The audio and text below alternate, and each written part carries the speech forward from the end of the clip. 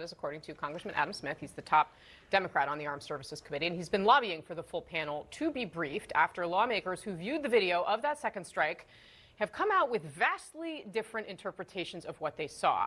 And that Democratic congressman from Washington, Adam Smith, joins us now in the arena. He is the ranking member on the House Armed Services Committee. Congressman, thank you very much for being here. How confident are you that Admiral Bradley will brief the full committee next week? It seems headed in that direction. In fact, I just talked to my staff in the last hour. There may be a full House brief as well, but it seems like on Wednesday he is prepared to come and brief the House Armed Services Committee, which I think is very appropriate, and hopefully it will happen.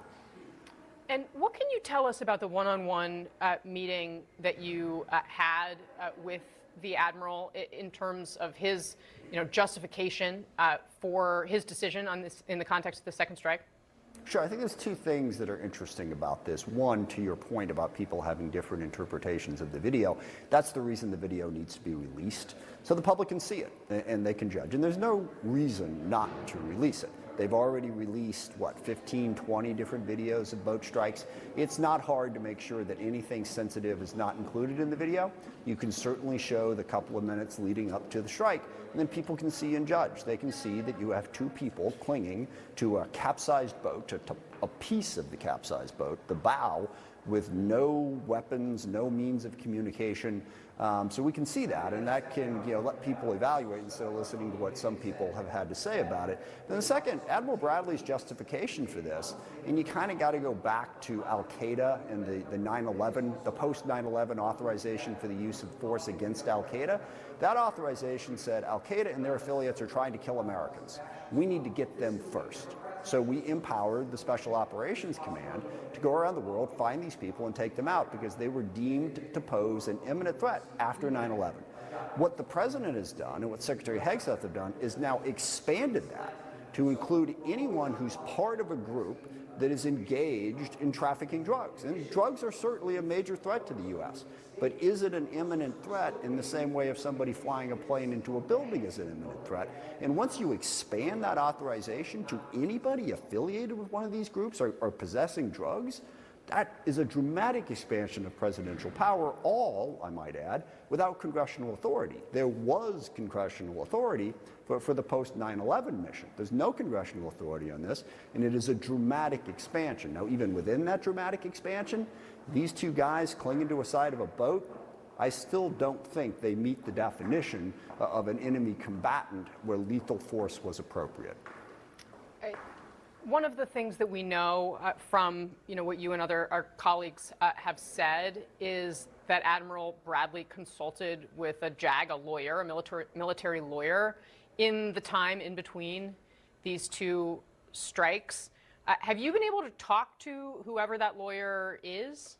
No, and that's why you've heard some Republicans say, oh, the investigation is over, we've seen everything. It is not even close to over. We have hundreds of questions that have not been answered. We need to go through the chain of command. And the chain of command's a little weird here. Why is the JSOC commander having target authority in the Southern commander's AOR, area of responsibility? Typically, that combatant commander, in this case Admiral Halsey, would have the authority. How did it get down? And also, apparently, that authority has moved around during the 3 or 4 months now that these strikes have been going on. So who had the authority, and what was the legal analysis? Is there anything written down?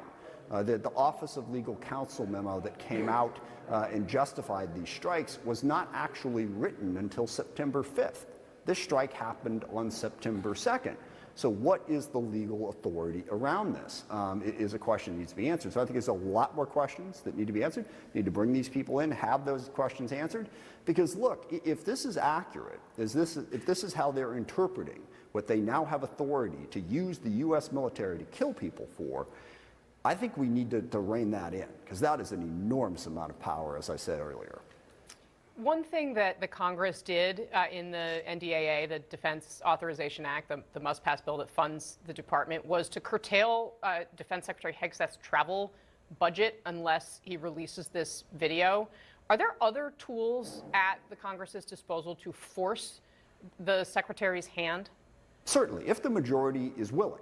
a majority of members in this sense. I don't mean necessarily just the Republican majority, but if the majority of members are willing, we can subpoena, we can pass laws requiring it, we can place all kinds of restrictions on this to require that information to be given. So there's a lot more we could do to get greater transparency and accountability. And that's another big concern I have about this Department of Defense. They seem willing to not follow the law. And that's really important when you're talking about, when you expand it out to using lethal force.